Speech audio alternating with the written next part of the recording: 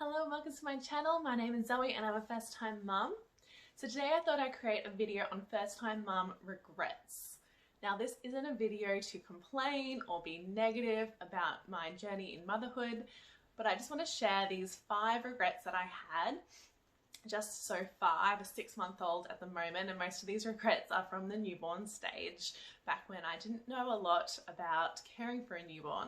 And I hope that these regrets will sort of help you and maybe become tips for you if you're pregnant or maybe you have a newborn and you're wondering how you can maybe go about it a bit better. So I thought I'd create this video today. It's a bit of a cold, dreary day. It's been raining here in sunny Queensland. We've been getting used to the 30-degree plus weather, but at the moment I think it's about 20 degrees outside. So you can see I'm all rugged up in my jumper. So I look a bit bulky today, but I'm very comfortable and warm. Nate's asleep, so let's get straight into it. Okay, so my first and biggest regret as a first time mum is not researching about baby sleep enough. So anyone who knows me knows that I am the research queen. Anytime I have any interest in something, I will research all about it. So when I was pregnant, I researched everything I could about babies, about pregnancy, just so that when Nate came, I knew a little bit about how to care for him and I wasn't, feeling so much like a newbie. But when it came to sleep, I did not think that I needed to research this. I think the only thing that I researched about sleep was how much sleep they get. And I remember reading that they sleep between 14 to 18 hours as a newborn. And I read that and thought, great, he's going to sleep a lot. And that was that. I just thought he would sleep naturally, that I didn't have to get him to sleep.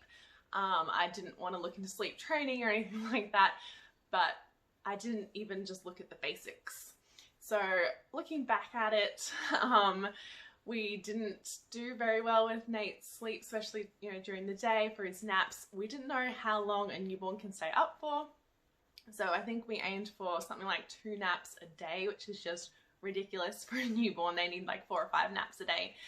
And he would probably stay up for hours, just being jostled around by us.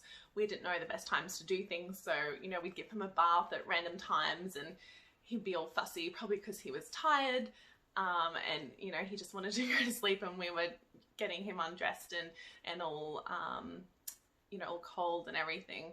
So I do feel really bad that we kept him up and we probably didn't encourage the best naps for him at the start.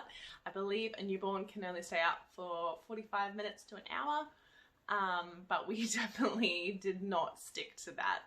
By the time I did learn about how much sleep they should be getting and their awake periods, it wasn't until he was a bit older, I think he was 8 to 10 weeks, something like that. And then my life got a lot easier because I was able to stick to those awake periods and he got a lot more sleep. So if you're pregnant or you have a newborn and you don't know much about their sleep patterns and how much they should be sleeping, definitely look into it. Just look into their awake periods, and so just so you know when to put them down for sleep. And yes, they will still need help to fall asleep. They sometimes will fall asleep on their own, but as a newborn they often do need help.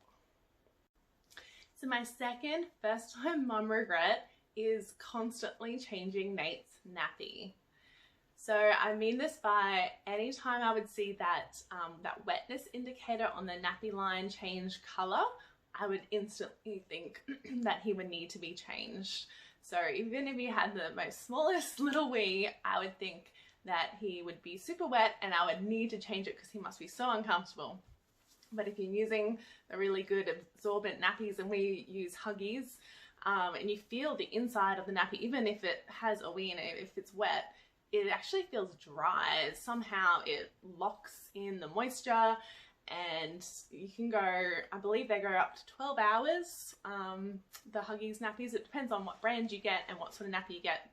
And the ones we use, they have 12 hours protection. So not that I would make him wait 12 hours before I changed his nappy, but I was constantly changing nappies all day. And overnight, anytime he would wake up, I would just straight away change his nappy, just because I thought that that's what you had to do. And obviously you would change it if they did a poo. If it was a dirty nappy, you'd want to change it straight away so they don't get a nappy rash. But for weans, you don't have to worry so much about it. Obviously you don't want them to be wet for a long time. But as I said, if you're using the really good absorbent nappies, then you don't need to do constant nappy changes. So I was just constantly changing them. It would have been so expensive for us. Looking back at it now, we would have gone through so many, and you know, it would have been bad for the environment, just such a waste going through that many nappies. And not just that, but overnight, you know, if I could go back, I wouldn't have changed so many nappies overnight. Definitely if they were just wees, I would have just left them, because it would have kept me up more, it would have kept Nate up more, and it just would have prolonged how much, like, when we could go back to sleep.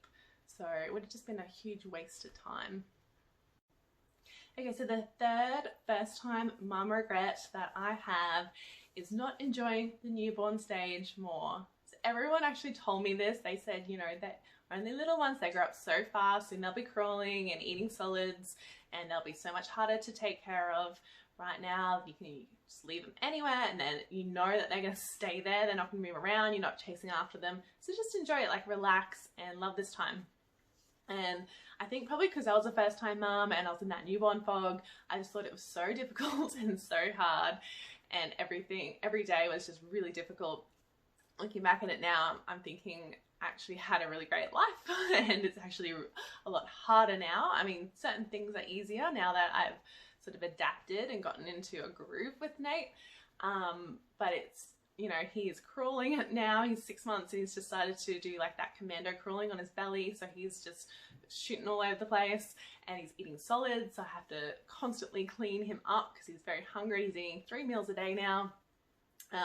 It's definitely not like when he was a newborn, and you know, I would lay in bed with him sometimes all day because he would want a cluster feed. And I'd be laying there in bed watching Netflix. My husband had to bring me food because I couldn't get out of bed because I was constantly just feeding Nate.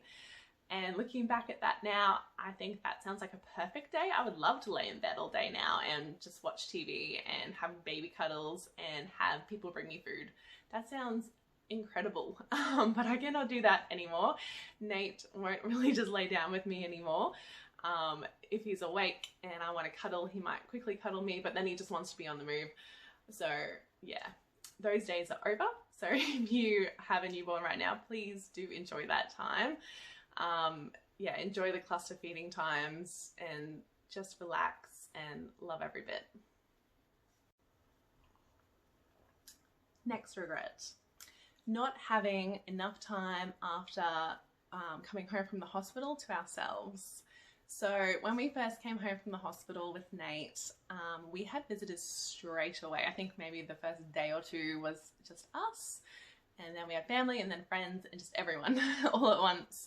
And it was really crazy. I think every day for the first 2 or 3 weeks we had a different visitor. We just had a lot of visitors. It was definitely really nice seeing everyone, and it was nice, you know, everyone just wanting to check in on us, and some people brought us meals, which was lovely. But it was just too soon, especially being that I also had a C-section. I had to have an emergency Caesar. And so when you're recovering from abdominal surgery as well as labor, and you know, you have a newborn to take care of, it's pretty full on, you're pretty tired. And you know, visitors would come around a lot when he was napping, and I would want to nap with Nate because they say nap with the baby, nap when they nap. But I couldn't because I felt like I had to stay up and speak to our visitors, and I'd have to make myself look decent when I was really tired and all I wanted to do was lay in bed or just eat because I was really hungry breastfeeding. And then if he was awake, all he would want to do was feed. So he'd get a bit fussy, you know, with other people holding him.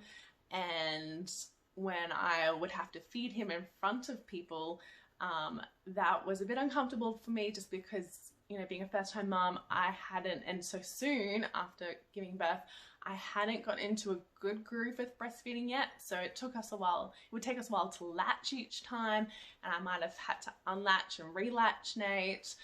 And I also hadn't learned how to do it discreetly yet. So I I did feel a little bit uncomfortable sometimes with visitors when I had to feed Nate. It wasn't until a bit later that I started to get into a good groove breastfeeding him and learning how to do it discreetly, that I would feel a bit more comfortable breastfeeding him in front of other people. So yeah, looking back at it now, I wish we had at least a week, maybe 2 weeks just to ourselves to settle in, maybe just having like our parents over or just like really close family, but just saying no to friends at the beginning. So definitely still have visitors, they are really great, but just wait a bit, enjoy the time, get into your groove, settle in with your baby, understand them, and then have some people over. Now my fifth and final regret as a first-time mum was getting hung up over his sleep. So we weren't on any sort of like schedule, like a strict schedule. We were sort of on a looser schedule. So I would aim for a certain number of naps and just getting him down after a certain awake period. And there were definitely days that he, as a newborn, would refuse certain naps, or he would be really hard to settle. He would take a lot longer, and that's quite normal with a newborn.